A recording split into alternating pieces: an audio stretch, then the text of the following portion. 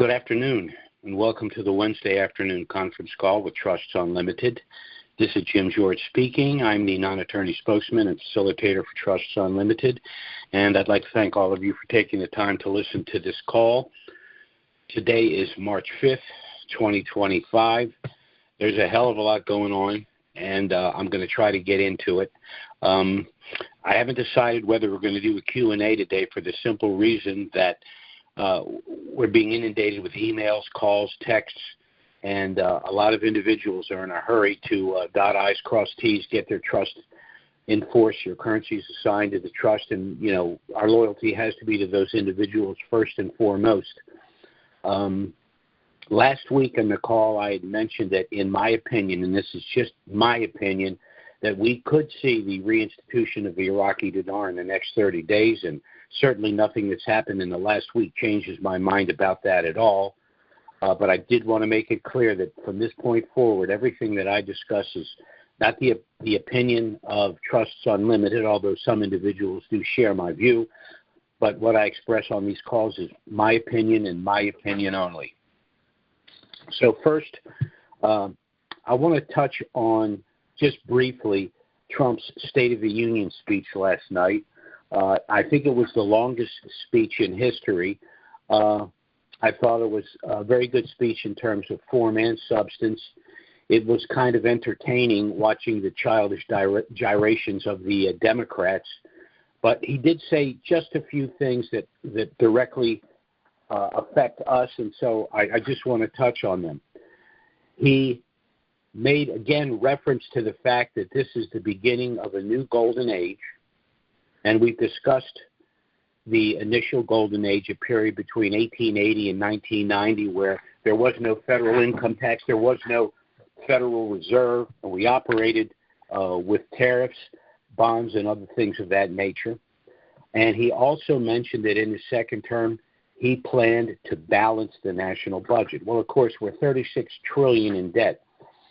So the question to ask is, how in the world can you manage to balance a budget that's $36 trillion in debt? Well, there's three things that I think he's going to do. He's in his phase one. I'll call them phases. Phase one is DOGE, the Department of Government Efficiency. And they've already cut substantial amounts, earmarked substantial amounts of expenditures that they're going to cut. They touched on it last night. Of course, the things they're doing are absolutely embarrassing. A country that's $36 trillion in debt should not be spending $25 million on a transgender opera in Guatemala. I'll just give you one example. These nonsensical things. The question is not just the expenditure itself, but how much of that money comes back to these legislators in the form of kickbacks. How do these people become multimillionaires on $170,000 a year? And I think DOGE is going to expose a lot of that. The second thing that Trump has not emphatically stated, but he has suggested, is a complete audit of the Federal Reserve. Now, an audit of the Federal Reserve, in my opinion, is not only going to expose certain nefarious activities, I think it's going to expose outright criminal activity. And so this is something that a lot of people, for personal reasons, don't want to see happen. Every president of the United States that has either been assassinated or survived an attempted assassination attempt was snooping around the central bank or the Federal Reserve. So that tells me that when you're auditing the Federal Reserve, you're over the target.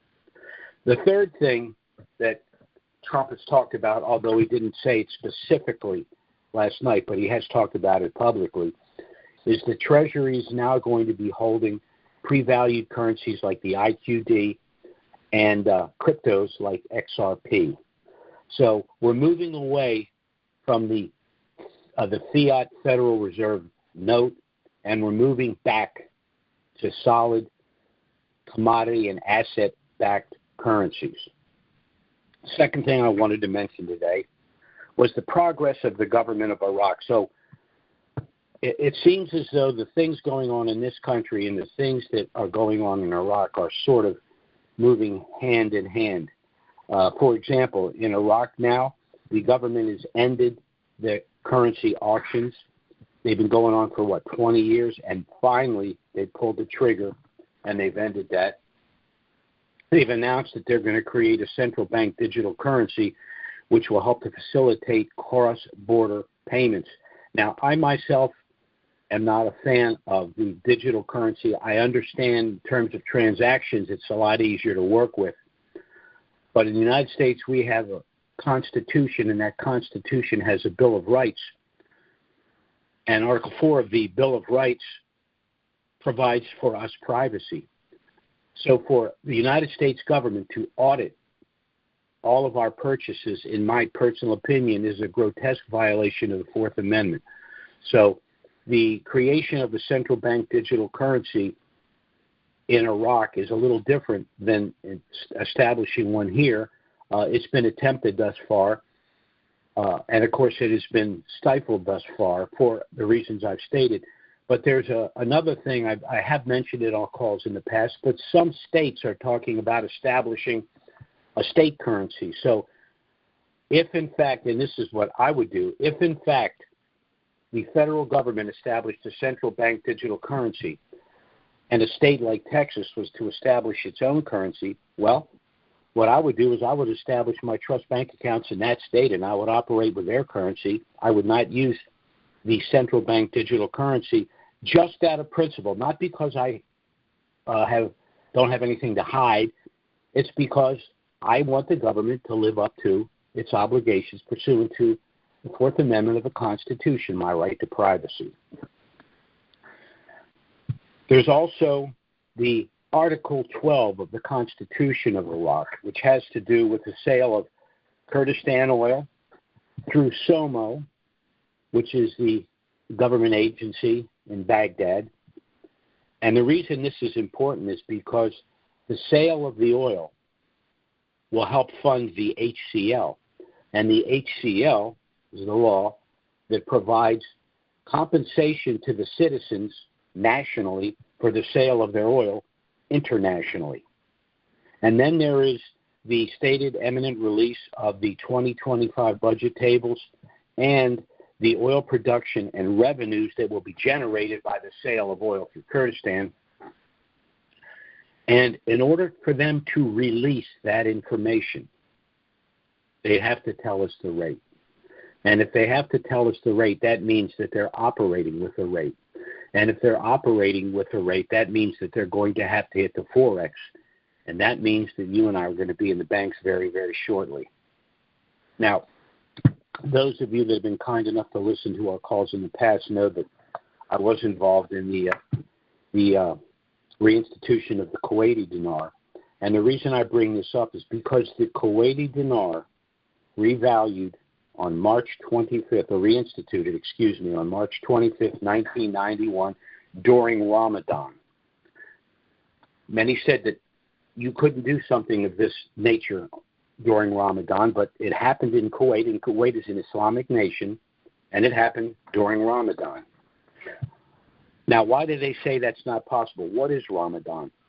Ramadan is the most holy time in Islam, marked by 30 days of prayer and fasting, to be followed by a 3-day holiday called Fid al-Fitr.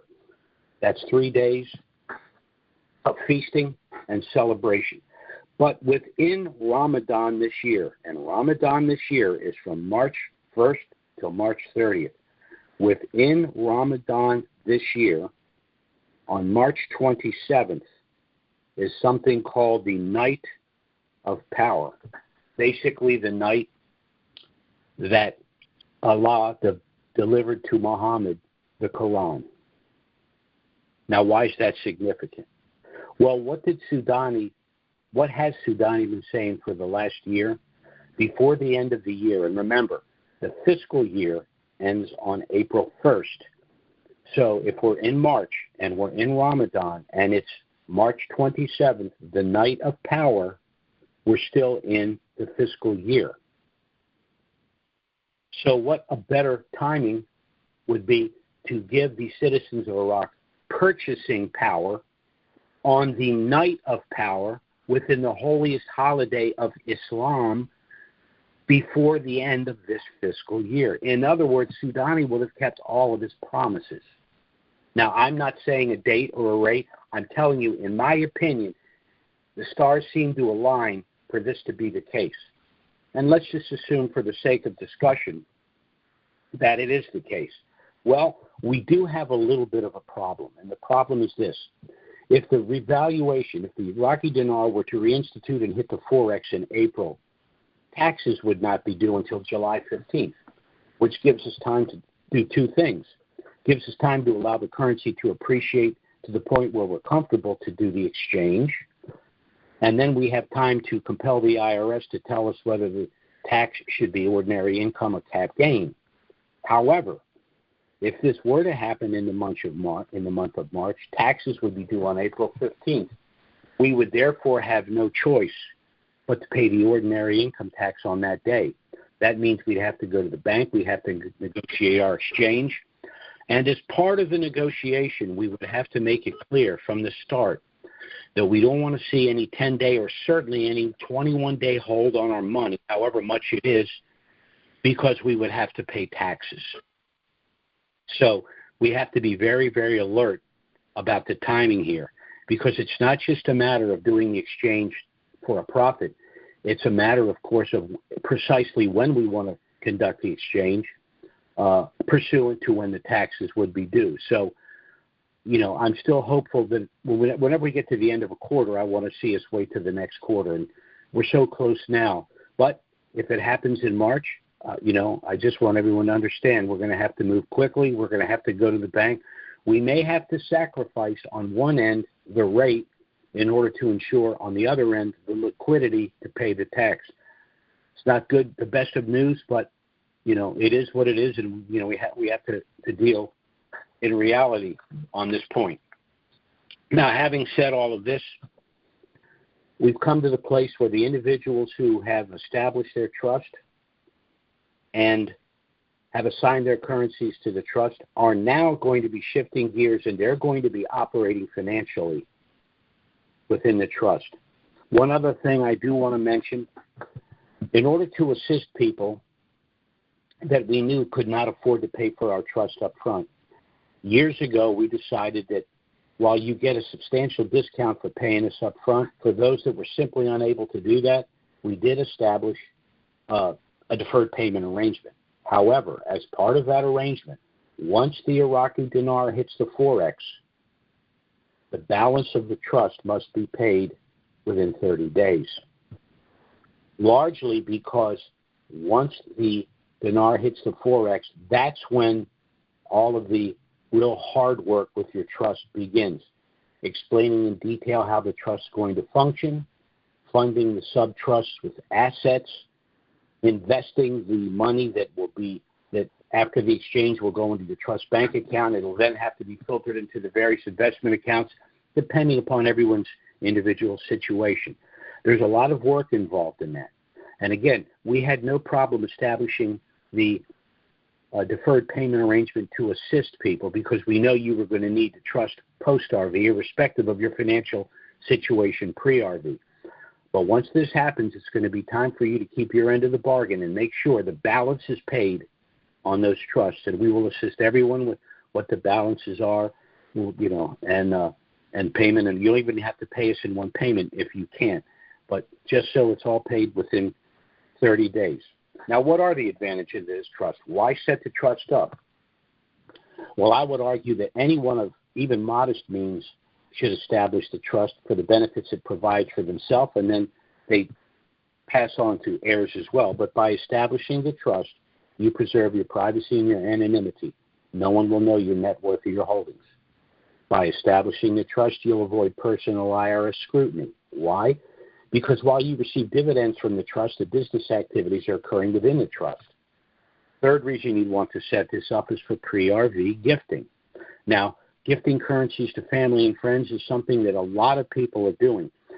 But a lot of people have situations where they want to gift individuals currencies, but for any number of reasons, they're hesitant to do so.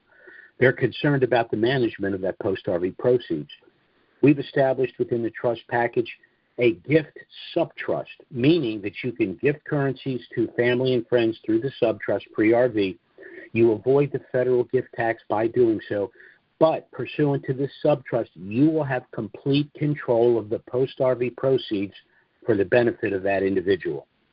This trust also allows you to avoid the cost, delay, and publication of your wealth through probate, meaning that no one will know the size of your estate, who your heirs are, and how much they each stand to inherit. And because you're passing the assets by trust, you will avoid the federal estate tax. The federal estate tax can be as much as 65% of your estate, in excess of $12 million. So not only will you be able to transfer this wealth to your heirs in privacy, but you will be able to transfer 100 cents on the dollar because there will be no federal estate tax. There are also certain asset protection benefits both pre- and post-RV. Pre-RV, you will be able to circumvent something called the Uniform Fraudulent Transfer Act. So, as an example, you have 10 million dinar. You transfer the currencies to the trust. They subsequently revalue for $100 million. Post-RV, can you be sued for $100 million? No. Why? Because the currencies were only worth $10,000 when you transferred them out of title to the trust. Post-RV, there's a benefit I like to refer to as limited liability stop loss. This is why we've created a package of trusts. So each physical asset, home, car, boat, etc., occupies its own separate subtrust to be managed by the master trust, the one trust that you established pre-RV to hold the currencies. How does this protect you? Well, if any of those assets get involved in litigation, it's only that asset that would be involved, because all of your other physical assets and financial assets are in other subtrusts, which under the law are separate legal persons not involved in the litigation. So the package of trusts work very much the way a commercial barge would work, where all of the valuable cargo is stored in a series of small compartments. Why? In the event that any compartment is ever breached, it's only the cargo in that compartment that could potentially be lost. The cargo in the other compartments is safe and secure due to the firewalls, and the barge will never sink. Now, our trust package is initially a package of 10 trusts consisting of one master trust that will hold your assigned currencies pre-RV and financial assets like banking and investment accounts post-RV. Our optional gift subtrust, if you wish to give currencies to family and friends and control the post-RV proceeds, and then 8 additional subtrusts to hold physical assets like homes, cars, boats, etc. Now, this was the simplification of a rather sophisticated trust package that we utilized for our more affluent clients, which had a price tag of anywhere from $6,000 to $10,000.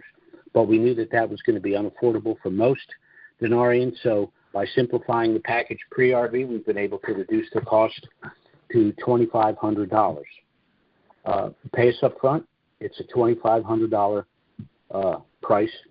If you want the deferred payment arrangement, you'd make an initial payment of $525, which would basically offset our out-of-pocket costs just to produce and deliver your trust package to you, and the balance is paid to us in $100 monthly installments. And again, once the dinar hits the Forex, all we ask is that you pay whatever the balance is, whether it's $100 or $1,900, within the next 30 days. We think that is easily affordable and more than fair. If you'd like to get our initial no-obligation trust package, it has a lot of information about us, about trusts, about the currencies. You can contact us by email or phone. Our email address is trusts with an S, Unlimited LLC at gmail.com. That's trusts with an S, Unlimited LLC at gmail.com. And our phone service is 307-274-4122. That's 307-274-4122. Now, I was going to kind of cut this call off now, but and not do a Q&A, but I can't help myself, so I am going to go ahead and see if we can do a little bit of Q&A. Again, the reason I was a little ambivalent about that is because we're really getting slammed over here, and I want to make sure that everyone has an opportunity who has applied to get your trust in force and your currencies assigned to that trust before the dinar hits the Forex. And I've been doing this for over 15 years, and I've never given a date or a rate, but in my humble opinion, we're really close, people. It's been a long slog, and hopefully it's just about over.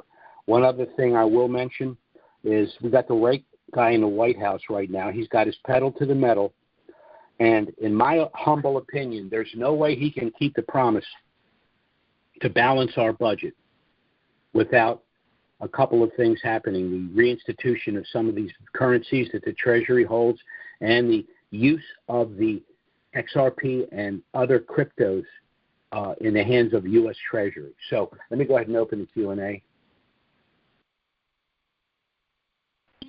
I'm going to give you our contact information one more time while I'm waiting for any potential questions.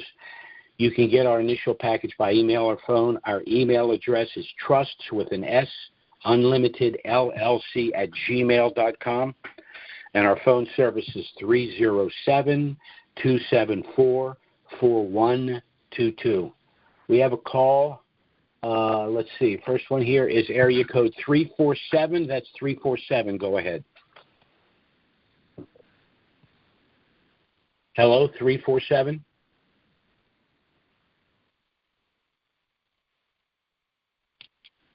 Well, for some reason, I'm not. Let me try this again. Hello, 347. Are you there?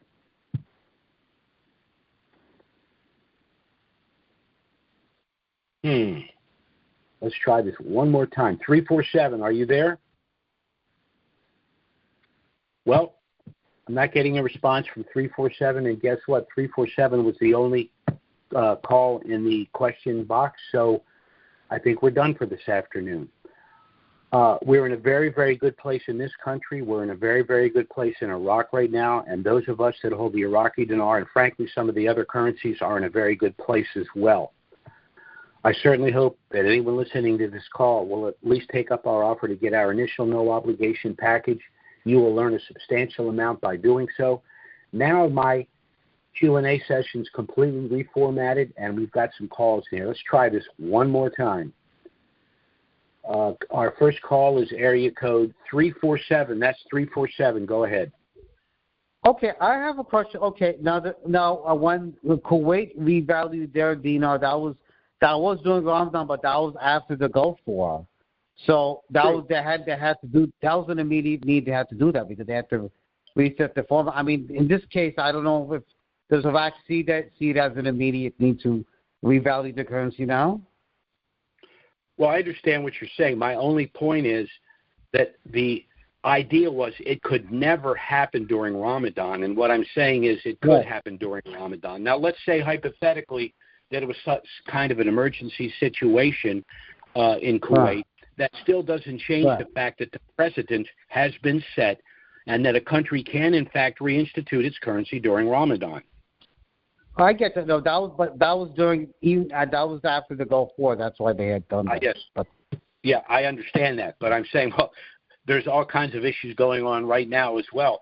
The country Iraq did not anticipate being in limbo for, 30 years. So I think and of course, once again, Soudani made a promise, and if they reinstitute in this month, he's kept his promise.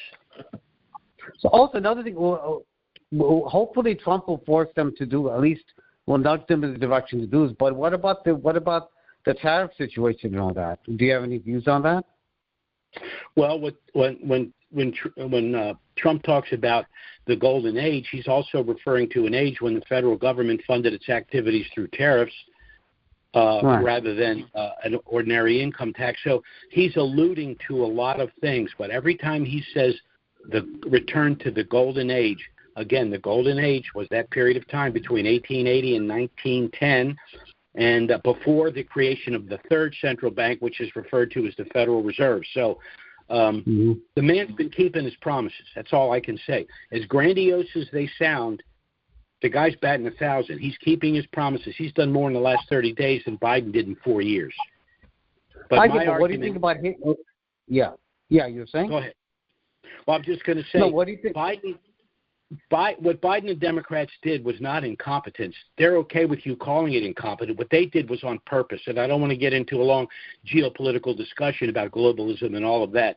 But there is a large contingent of people in this country that want to see us subordinated to a globalist agenda, and that can't happen with a superpower like the United States that refuses to submit its sovereignty to these unelected bureaucrats, around the world. So that's the situation. Trump's basically thrown down the gauntlet and said, no, not the United States.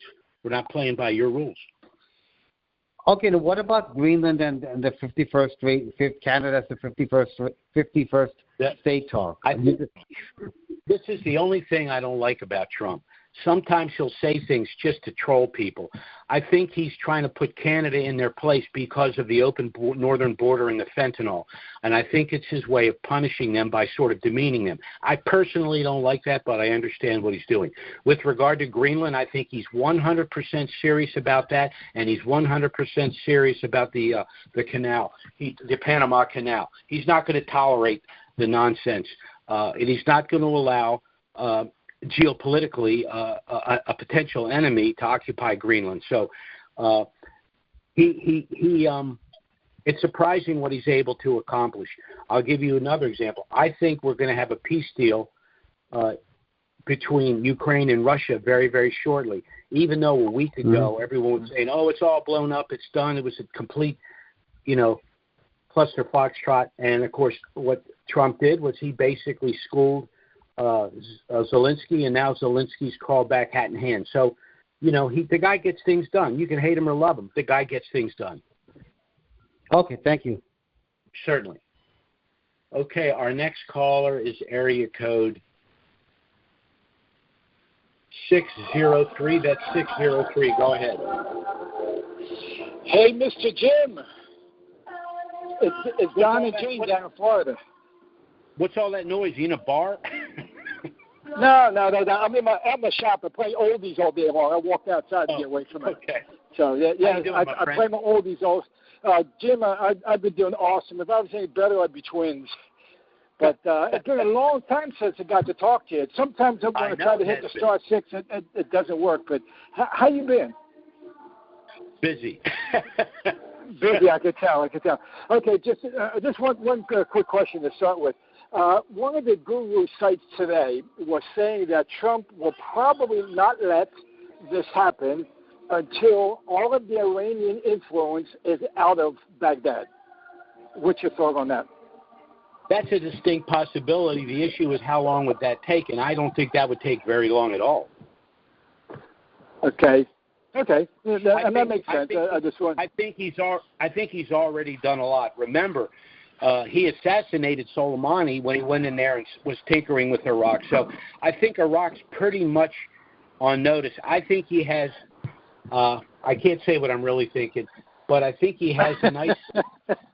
I think he has a nice hot steaming poo-poo burger for Iran if they continue to misbehave. And remember, Iran wants their rial to reinstitute too. And remember, one of the international requirements is that they are not involved in other nation states and neighbors. So if Iran doesn't behave themselves, either Trump or a contingent of countries or the IMF and others are going to punish them.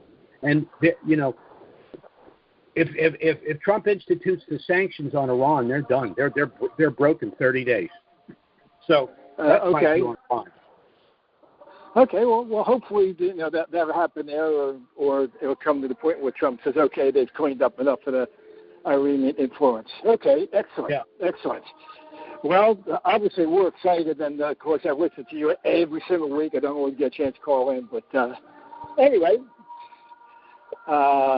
And one last thing, on a personal note. Oh, sure, go ahead. No, this is on a quick personal note, because, we met for breakfast before. I blew the engine in my motorhome. Oh, no. Yeah, that's a big diesel engine in there. Well, I had 500,000 miles on it. That's going to cost you. Maybe you should just get a new motorhome. No. You haven't seen it since I repainted it. I scraped the whole thing down to bare metal with a razor scraper and repainted it the year before. Well, that's really kind nice. of bad. That's bad timing, though, because this is the time of the year where you want to start planning your traveling around the country, you know. Oh, yeah, that's okay. I'll have it all back together in about a month. It's probably about $10,000 worth of parts, but I'll get it back together, and then we'll be out on the road. Yeah, I figured it was going to be up there. Yeah, well. Yeah. So anyway, enough of that nonsense. Back to the dinar. So we're really real excited, you know, by what you're saying, and most of the gurus on there, the self-proclaimed gurus, I call them, are pretty much in line with most things you're saying too. There's no real well, gee, I'm disappointed to hear that because I'm not a guru. I know that, but I think they listen to you and are starting to smarten up a little bit. Is what I think. Well, I don't know about that. I get a lot of my information and my discussions are with currency speculators, and the guys that I know that have made big money on buying and selling international currencies. To me, they're more on top of it than anyone. Although they're more financially than politically motivated in their thinking, but I just prefer to listen to the things that they have to say. Yeah, you know, years ago when we had our swimming pool company down in Boca Raton, Florida, one of our customers had a great big mansion on the waterfront, and he was a currency broker, or whatever you want to call him. I mean, he was making serious money, and it was I didn't know anything about it back then. This was back in the late 90s and the early 2000s. But some of those guys are really up on it. The money is leveraged. Now, those of us that have dinar, we're not currency speculators. We're individuals that took a long position. A lot of people are not wealthy people. They're living paycheck to paycheck, but they kind of decided, I'm going to try to grab for the brass ring. I've heard a lot about the quote-unquote Iraqi dinar, so I'm going to invest a little money, and, of course, 20 years later, they're still sitting on it, and they're scared to death to sell it, even though they might need the money because they're scared they're going to sell it. The next day, the thing's going to pop. But the dinar is a long position, but a lot of but there's been a lot of movement to the dinar lately, and that's a good sign. That's a good sign for sure. Okay, if I get my motorhome back together, get on the road, maybe we'll stop and see the summer about the lunch or breakfast or something again, okay? All right, just give me a holler. I will, Jim. Okay, buddy, you stay well. You take care. You too. Bye-bye now. Okay, our next caller is area code 801. That's 801. Go ahead. Jim, how are you this afternoon or morning, I guess? Sure, I'm good. How are you? Doing fine. This is Clay from Utah. Listen, I wanted to ask you a question. With the currency auctions stopping, I think they've been stopped for 3 or 4 days now, how do they generate revenue? Because it wasn't the sale of those dollars what they were using in country to generate revenue for the country of Iraq? That's the whole point. They just took away their source of revenue. What their source of revenue now is their oil, which is why they've established a relationship with the sale of the oil from Kurdistan going through Somo and Baghdad. So that to me it is the tell. That tells you right there. They stopped the auctions. They're selling the oil. Of course, they have other things that they need to develop as well. But they made the switch. So they're going to have to reinstitute their currency. Well, they're also not allowing their citizens to get cash out of the country of Iraq, for travel. That's what I was told anyway. So, well, if they're transitioning, they want to transition to the digital currency. They don't want the physical money leaving the country. Okay. The other issue is Parliamentary Finance indicated that they're going to send the budget to Parliament sometime this month.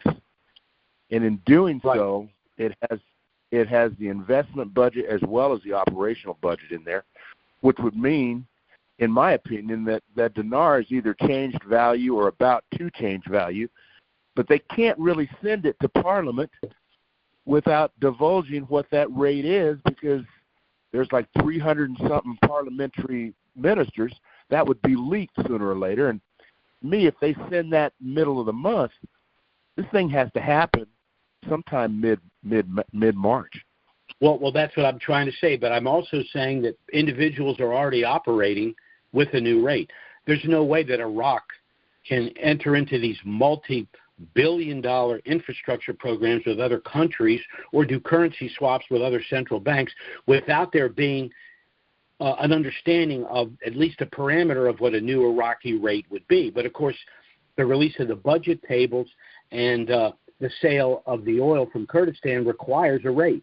They can't do it at 13.10. It requires a rate. So that's why I'm saying April 1st, if we take Soudani at his word, April 1st is the drop dead date.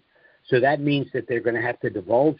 He said they would have, the citizens of Iraq would have real purchasing power this year, fiscal year.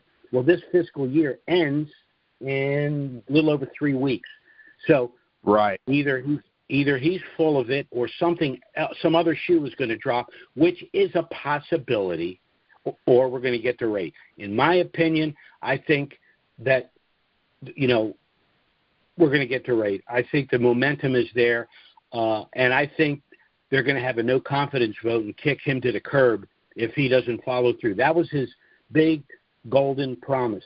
The citizens of Iraq would have purchasing power this year, and this year ends in a little over 3 weeks.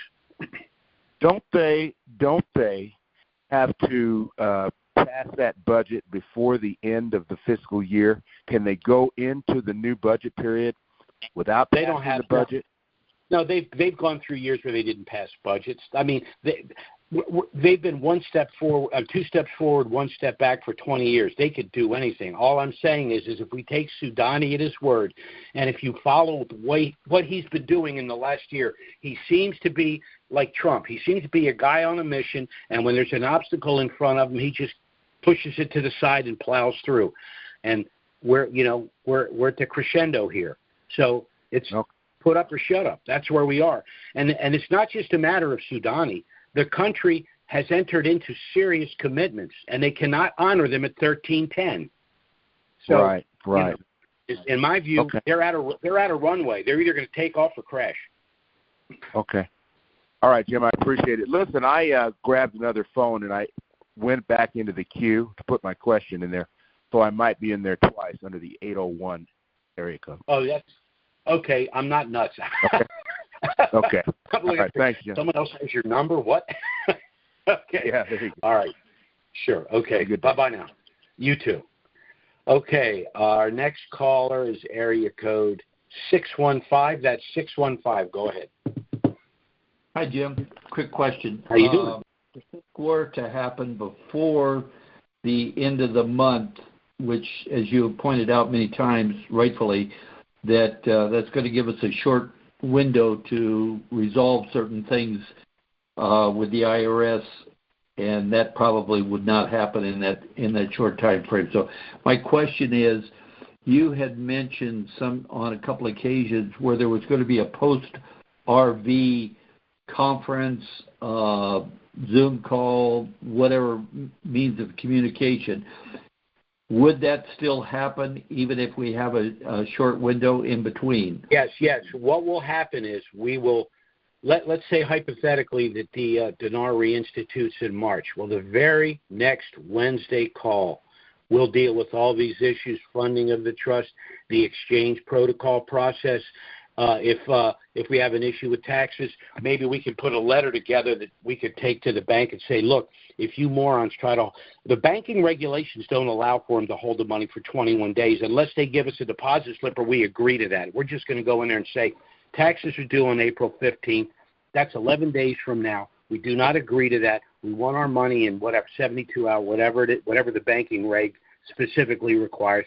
And we just have to, be tough about it and say, look, if you can't do this, we're going to another bank. We've been involved. We're not going to get hurt because you want to float for a couple extra days. We're just not going to allow it.